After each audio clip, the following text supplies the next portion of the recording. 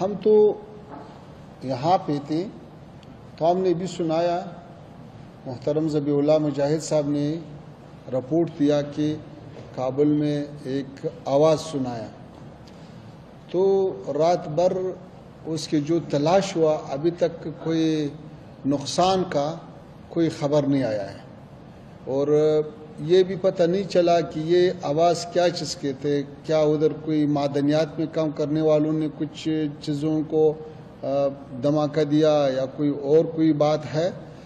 البتہ سرحدی علاقوں میں جو ہمارے دور دراز علاقے ہیں وہاں پہ کچھ اٹیک ہوا ہے، ہم اس کی مذمت کرتا ہے، اور ہم پاکستان حکومت کا یہ کام ایک بڑا غلطی سمجھتا ہے، اور اس سے مسائل حل نہیں ہو سکتا ہے۔ افغانستان کا تاریخ گواہ ہے کہ ایسا مسائل زور سے حل نہیں کیا سکتا ہے۔ تفاہم اور مذاکرات کا دروازہ ہم نے کھلا ہے، تفاہم ہونا چاہیے، اور جو مشکلات جس ممالک کے اندر ہے وہ اپنا مشکلات خود حل کرے۔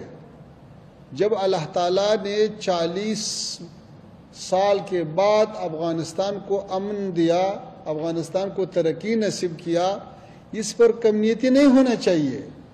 افغانستان بھی اس خطے کے ایک آزاد ملک ہے، جب ادھر امن آیا ہے تو پھر لوگوں کو کیوں تکلیف ہے؟ یہ افغانستان کا لوگ بھی حقدار ہے، انسان ہے، مسلمان ہے، بشر ہے، تاکہ اسی 4 سالوں میں جو سہولیات آیا ہے، جو امن و امان آیا ہے، جو ترقی آیا ہے، جو اقتصاد اور دوسرے شعبوں میں بہتری آیا ہے، اس کو اور بھی فروغ دینا چاہیے۔ افغانستان میں امن اور ترقی یہ سارے خطے کے خیر میں ہے۔ افغانستان آپ کو پتہ ہے کہ اس خطے میں وہ اتصال اور ٹرانزٹ اور اقتصاد کا ایک مرکز بن سکتا ہے۔ یہ جغرافیہ ایسا ہے کہ سنٹرل ایشیا اور جنوبی ایشیا کے درمیان یہ بہترین نزدیک راستہ ہے وصل کا، تو اس سے فائدہ اٹھانا چاہیے، اس حالات کو خراب کرنا نہیں چاہیے۔ ہم جیسے ہندوستان کے ساتھ اچھا تعلقات چاہتا ہے، پاکستان کے ساتھ بھی اچھا تعلقات چاہتا ہے، لیکن یہ تعلقات دونوں طرف سے ہو سکتا ہے، ایک طرف سے تو نہیں ہو سکتا ہے۔ اس لیے ہمارا خواہش یہ ہے کہ ایسے غلطی کو تکرار نہیں کرنا چاہیے۔ افغانیوں کا حوصلے نہیں آزمایا، اس کو زیادہ چھیڑنا اگر لوگ کرتا ہے تو وہ ایک بار انگریز سے پوچھے، پھر سوویت یونین سے پوچھے، پھر امریکہ سے پوچھے، پھر نیٹو سے پوچھے، تاکہ وہ آپ کو تھوڑا سا سمجھائے کہ بھائی افغانستان کے ساتھ ایسا کھیل کرنا یہ اچھا نہیں ہے۔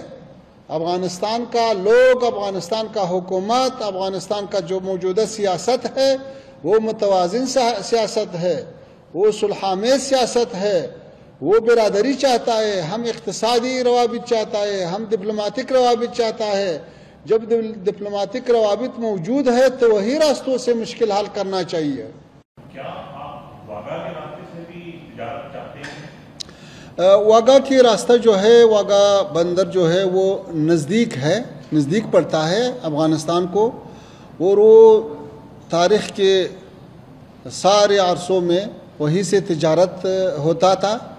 ابھی بھی ہم یہ چاہتے ہیں کہ پاکستان اور ہندوستان دونوں اسی راستے کو بند نہ کرے، کیونکہ اقتصادی مسائل، بشری مسائل، تجارتی مسائل، یہ سیاسی مسائل کے ساتھ جوڑنا نہیں ہونا چاہیے۔ یہ لوگوں کی حق ہے، یہ لوگوں کی ضرورت ہے، یہ لوگوں کے اقتصاد ہے، یہ لوگوں کے درآمد کے راستے ہیں، یہ اس کو بند نہیں ہونا چاہیے۔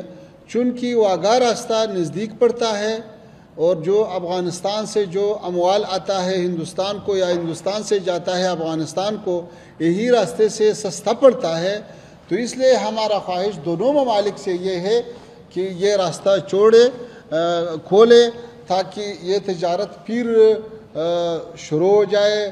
وہ تجارت ہونا چاہیے کہ روز بروز بڑھ جائے.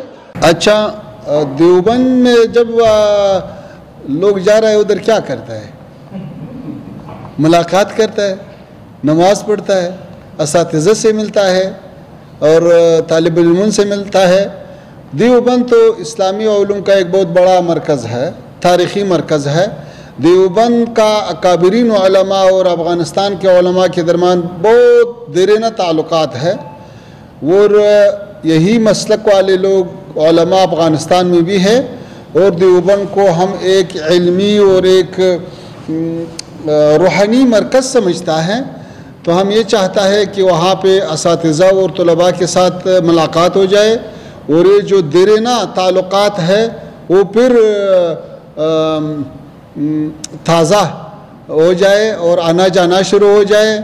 جیسا ہمارے طلباء یہاں پہ انجینئرنگ کے لیے آتا ہے, سائنس کے لیے آتا ہے, اور علوم کے لیے آتا ہے, ایسے دینی علوم کے لیے بھی آتا ہے. تو اس سلسلے میں انشاءاللہ کل دیوبند جانا ہے.